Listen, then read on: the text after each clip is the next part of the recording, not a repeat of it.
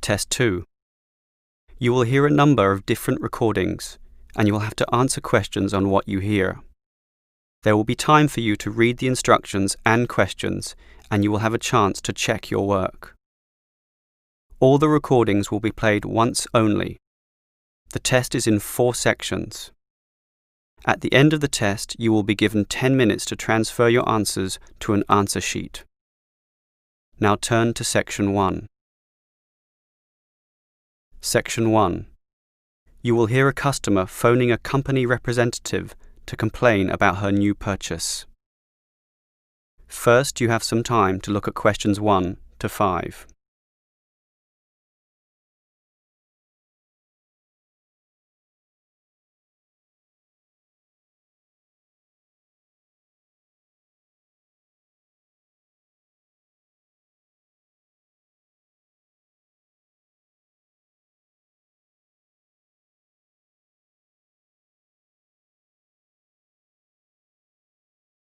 You will see that there is an example that has been done for you. On this occasion only, the conversation relating to this will be played first. Hello, is this the Dynamo Motorcycle Company? Yes, it is. How can I help you?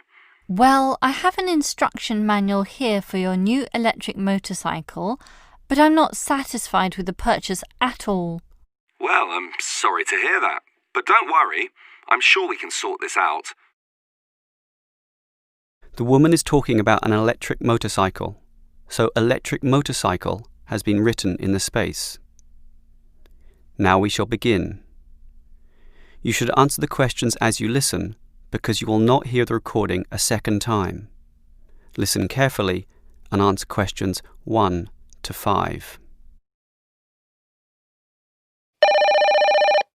Hello, is this the Dynamo Motorcycle Company? Yes, it is. How can I help you? Well, I have an instruction manual here for your new electric motorcycle, but I'm not satisfied with the purchase at all. Well, I'm sorry to hear that, but don't worry. I'm sure we can sort this out. Before we do anything, can you tell me the model number? At the top of the instruction manual here, it gives the model number RTY34. TY34. Okay. Now, what's the nature of your complaint? It's many things, actually. The biggest problem is that you say in your manual that the battery will take the motorcycle 30 kilometres. That's right. Well, it's lucky to take me 8. The battery is usually flat by then, often leaving me stuck at the side of the road. Are you sure you're charging it correctly? I'm fairly sure. I follow all the instructions and plug it in for a long time. And are you sure you charge it for the required 3 hours? I charge it until the charging light goes off, and that's 2 hours, so that should be enough. And there's a serious design fault with this motorcycle. When you're riding it, there's no meter to show you how much power is left, so you actually don't know when the machine is going to stop working. There's a voltage gauge. Yes, but that tells you nothing. The needle fluctuates about from 55 to 45, so whatever it says is meaningless. According to the manual, you're meant to charge the battery if the needle falls under 50 volts. But even when you charge it, it can go below 45. As I said, the needle just waves all over the place. The result is that I'm always worried that the bike will leave me stranded in the middle of nowhere. Well, I'm sorry about that. Sure, but what are you going to do about it? Unfortunately, we don't have a refund policy, but if you take the bike to one of our shops, our mechanics will look at it. Perhaps there's a problem that we can fix. The gauge, for example. The other problem is the battery. I actually weighed it, and it's almost 6 kilograms, yet you say in your manual that it weighs only 3. I can barely pick the thing up, so it's not 3 kilograms at all. Maybe you purchased the wrong model by mistake. I doubt that very much.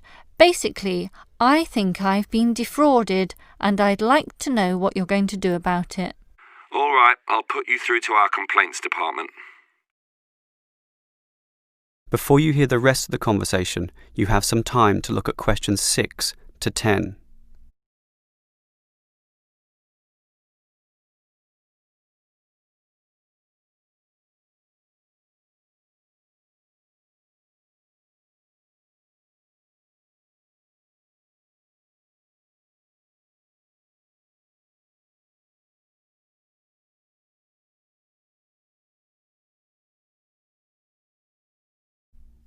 Now listen and answer questions 6 to 10.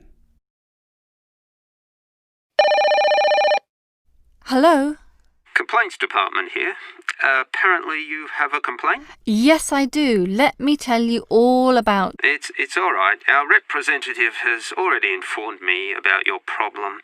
It's probably just a misunderstanding. I'm sure we can work something out. Right now, I need to take down some details. All right. Can I have your name, please? Jessie Parkinson. That's Jessie and Parkinson, Parkinson. Parkinson. All right. What shall we list this complaint under? Parts, service, or performance? Well, the meter isn't accurate at all, so that's parts, isn't it? Yes, perhaps, but you do feel more generally that the motorcycle doesn't meet the operational standards as advertised, so it's probably better to tick performance here. Can we tick both, parts and performance? No, we can only tick one, so let's not call it parts. We'll go with performance. Now, we may post some further forms and questionnaires to you, so would you mind giving me your address? Certainly, it's 45 Melrose Road. Melrose, M-E-L and Rose. OK. Now, your phone number? Just use my mobile phone. That's 0928 982 453. 453. OK. And if we have any follow-up questions, what time is best for ringing you? Morning? Afternoon? Night time? Well, I work as a secretary from 9 to 5, but I do get a lunch break which gives me some free time. This break used to be 12:30 to 1:30, but then it changed to an hour later, so it's best to ring me at 2 p.m. since the break now starts at 1:30. All right. That's all for now. We just need to do our own investigation and we'll probably ring you back tomorrow. I'm sure we can get to the bottom of this. That is the end of section 1. You now have half a minute to check your answers.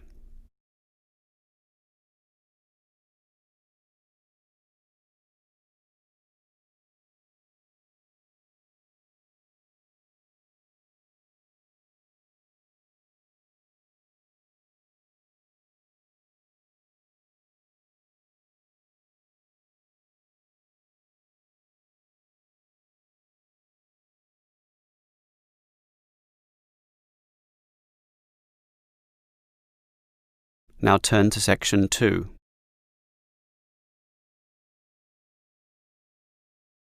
Section 2. You will hear a student union officer explaining about the union's functions and services to a group of new university students. First, you have some time to look at questions 11 to 15.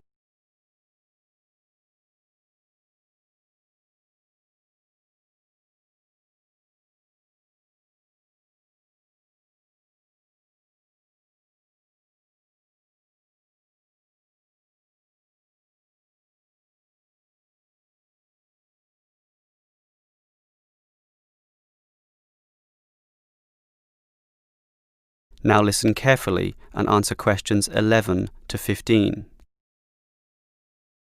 Hello, everyone. Now, here you all are, new university students.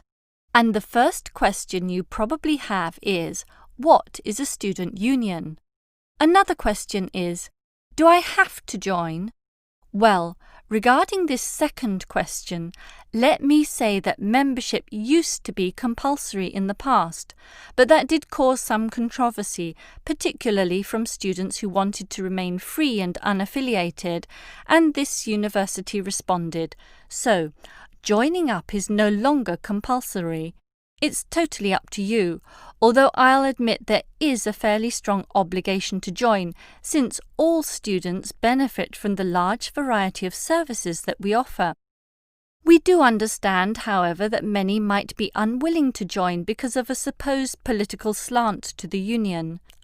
Traditionally, student unions have been seen as being dominated by the left, and I suppose that's still true to a large extent. Here, however, at this university, our union discourages such one-sided viewpoints, and students across the whole political spectrum are welcome. Thus, if you feel that you are a conservative type, in other words, leaning to the right, you are particularly urged to join to provide a more balanced representation. Now, let me move back to the first question. What are we? We are a formal organisation, but totally independent of the educational body. We make our own rules, rent our own premises, and organise ourselves as we wish, and our mission is basically to help you. For example, do you remember how you all arrived in late February to have an orientation week? That gave you an invaluable induction into life here, right? Well, the student union organised all the festivities at the end of that. The barbecues, partying and drinking, and even the musical entertainment as well. We'll do that again on occasions, and as always, those events take place on the football ground. Now, do you have any questions before I move on? Before you hear the rest of the talk, you have some time to look at questions 16 to 20.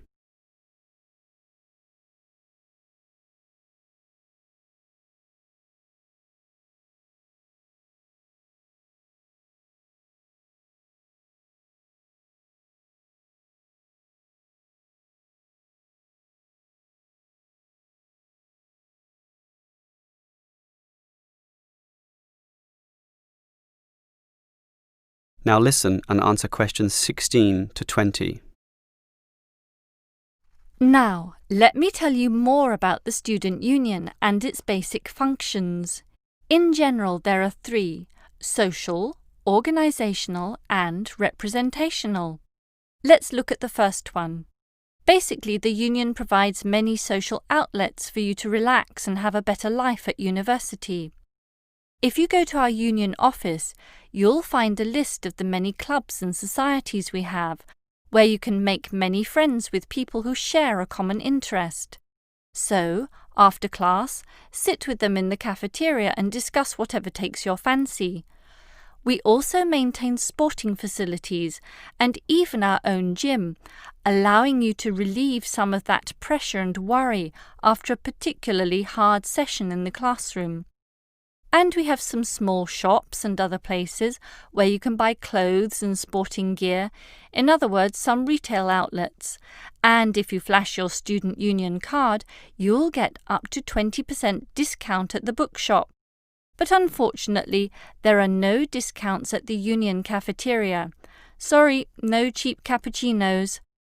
Finally, there's a student union newspaper, and you're welcome to contribute or put in advertisements if you're buying and selling goods or textbooks. You can also place notices of a more personal nature on the notice board of the union office itself. All right, let's move on to our more serious functions, which are helping you get through life here, as well as representing you in times of trouble. Regarding the second issue, if you have a problem or a grievance, or if you feel under pressure or depressed for reasons both inside and outside the university, for example, perhaps a dispute with your landlord or the people in your local gym, then come to us. We have a range of counsellors and helpers, and even some lawyers, who you can meet in the conference room. So just sip a cup of tea or coffee with them and tell them your troubles, and they'll be all ears. Basically, there's every reason to join the student union, since whatever you need, whether it be social or representational, we will help you. That is the end of section 2. You now have half a minute to check your answers.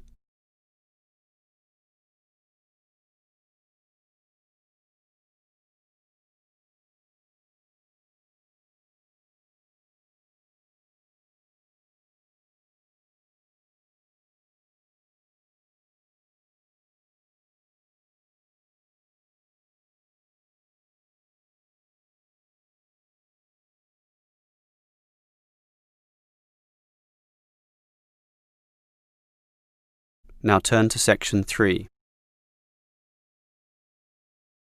Section 3. You will hear two teachers talking about the work experience program for their students. First, you have some time to look at questions 21 to 25.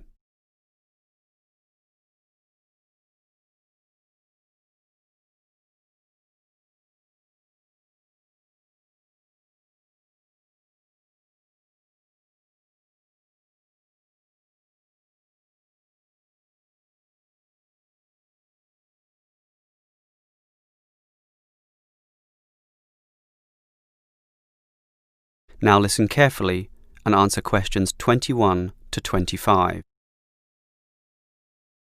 OK, we've got to arrange this program. Work experience. I believe quite strongly in this myself.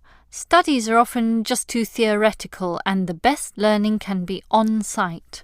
Sure, in principle, but you've got to find the right companies. For business students, it's so easy with all the commercial enterprises around here, but for our lot of engineering students, it's not so easy at all. Last year's education students were easy too. We just put them all into schools. Well, there are a few companies that will accept our students. Building sites are the main avenue to explore, but the trouble is that not many of these places want inexperienced learners around. Why not? Last year when I did this, I think these companies were worried about accidents. Now it's more a time issue. They just don't want to train people. But these people work for free. But training takes time, and in the economic recession, few companies want their personnel diverted for such purposes. But I did find some companies, enough for us at least, but they all insist on one thing. Minimum work time of 1 month, right? No, that the students are appropriately insured. Remember, these are building sites and there are quite a few hazards there, and we're putting untrained students, not trained students, right amongst them. So these companies want financial coverage in case of accidents. Gee, is that going to be expensive? Yes, I'm afraid so, since we live in quite a litigious society. Consequently, insurance rates are sky high, almost unaffordable. I see. Can our budget meet this? Last year we couldn't pay for the program. This year we can, since we have fewer students to deal with, but we'll nevertheless have to cut corners in certain areas. I never like it when that happens. Neither do I. In which areas do we need to economise? Well, the payment to students is not going to change. After all, they won't do this work unless they can get some money. We'll also continue to subsidise their travel as we did last year. Last year we gave them a completion bonus too. It was a big success. Made them go through the whole month. But not this year. We'll impress upon the students that possible failure could result if they don't finish the whole term. OK, I trust that will work. Before you hear the rest of the conversation, you have some time to look at questions 26 to 30.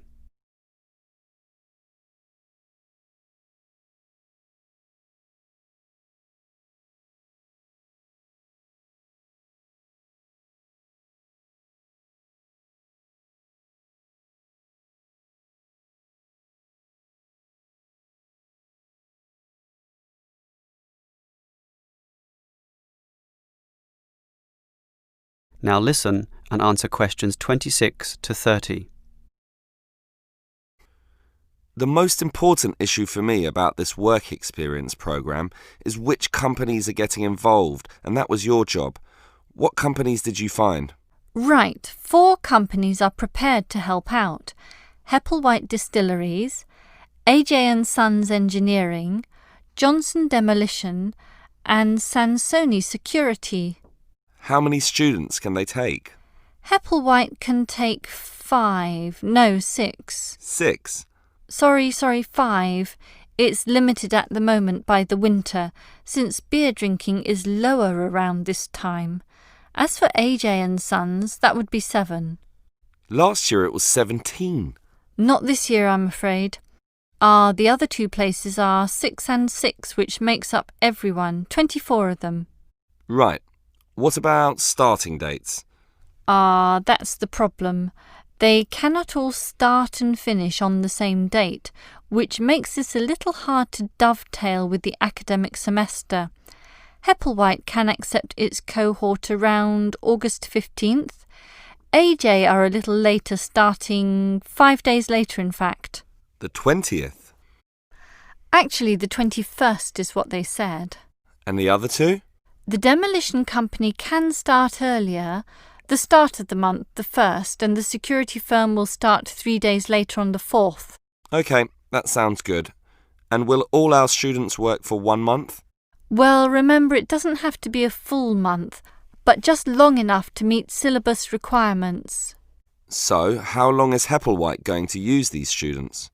They said 3 weeks, maybe 4 weeks if we want it. We want it. Tell them the longer option is necessary. Sure. I think they'll accept that. The students will probably buy some of their product, which will make the owners happy. As for the engineering company, it's giving 24 days. That's fine. And the demolition company? They're saying 2 weeks, 14 days. Impossible. The students can't complete their projects in such a short time. You'll have to be stronger. Tell them minimum 18 days. All right. The owner seems reasonable. He'll probably accommodate us if I throw in a few incentives. That leaves the security company, which is offering... Let me guess. 3 weeks, 21 days. Almost 22. Ha!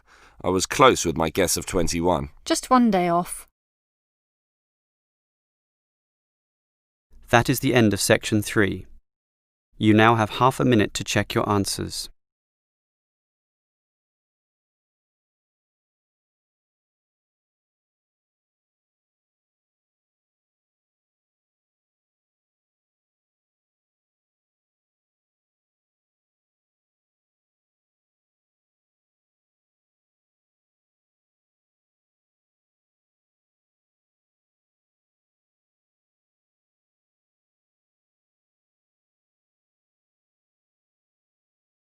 Now turn to section 4.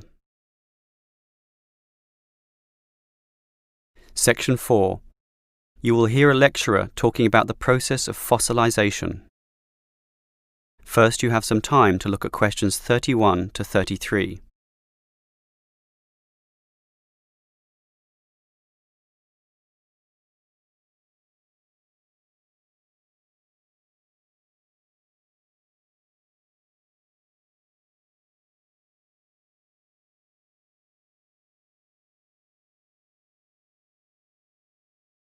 Now listen carefully and answer questions 31 to 33.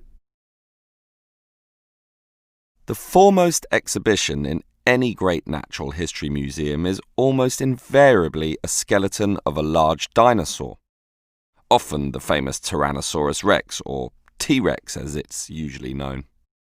Thus, one would think that these skeletons are plentiful, one for each museum, and more to spare in the basement. Well, here's an interesting fact.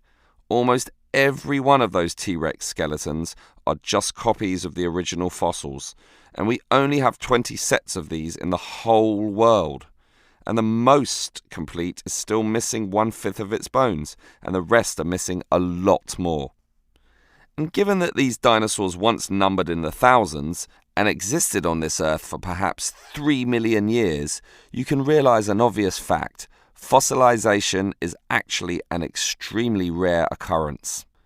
Fossilization can only occur when, after an animal dies, it is buried in soft mud or silt relatively quickly before the body completely rots or is torn to pieces by scavengers.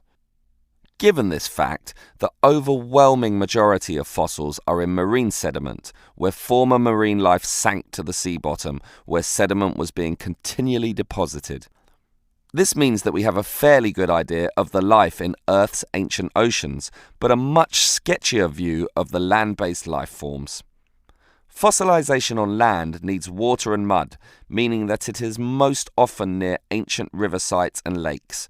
But it is still so rare that there are, in fact, large stretches of geological time about which we don't quite know what was happening at all. Before you hear the rest of the lecture, You have some time to look at questions 34 to 40.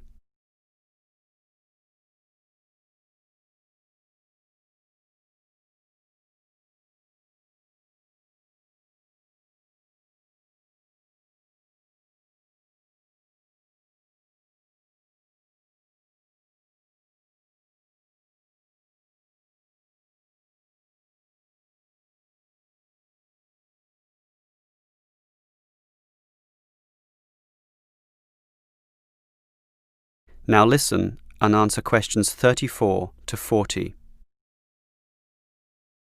So, given that fossilization is so rare, the natural question is, what can increase its odds? Well, fossilization mostly occurs with organisms which meet three basic criteria. 1. They must have hard body parts, for example, shells, plates, bones, and teeth. Unfortunately, the soft parts just rot away far too quickly to be fossilized.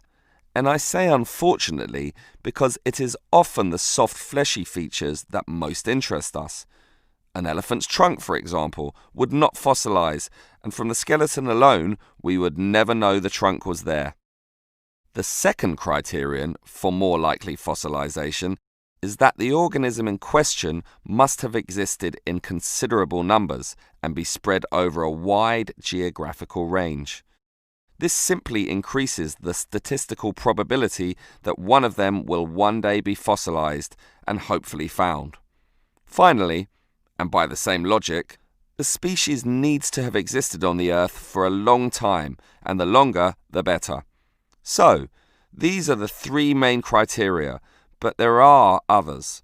Being a large size, for example, helps us to notice and discover them as fossils more easily, and being a marine organism, as mentioned, helps also. Trilobites, a strange sort of ancient crab, are a perfect example. Their body structure was one of hard plates. They existed over virtually the whole world of their time and over a huge span of geological history, over 250 million years in fact, one of the longest ranges of any creature ever. Added to this, some species could grow to relatively large sizes, and they lived in the sea. Perfect. These creatures meet all the criteria, and as a result, museums all over the world are spilling over with trilobite fossils of all shapes and sizes. As far as fossils go, they are common. So, let's think about T-Rex once again. It too basically meets all the criteria that we mentioned. It has hard parts, being the bones, had some dispersion, and had been around for a long time, although it cannot compare to trilobites in this respect. However, it does have one important advantage over trilobites. It is large, very large, which means we can discover it far more easily than many other fossils. And here's another advantage. Dinosaur hunters are a dedicated and fanatical breed, continually at work in all the likely sites of the world.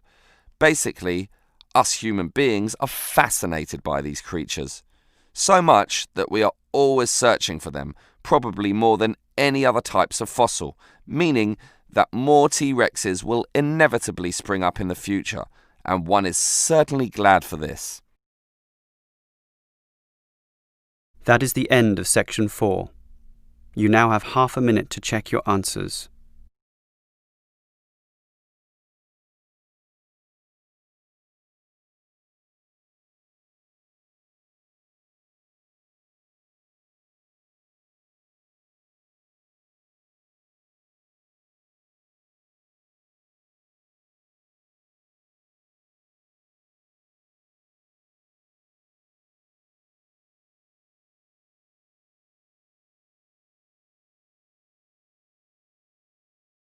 That is the end of the listening test.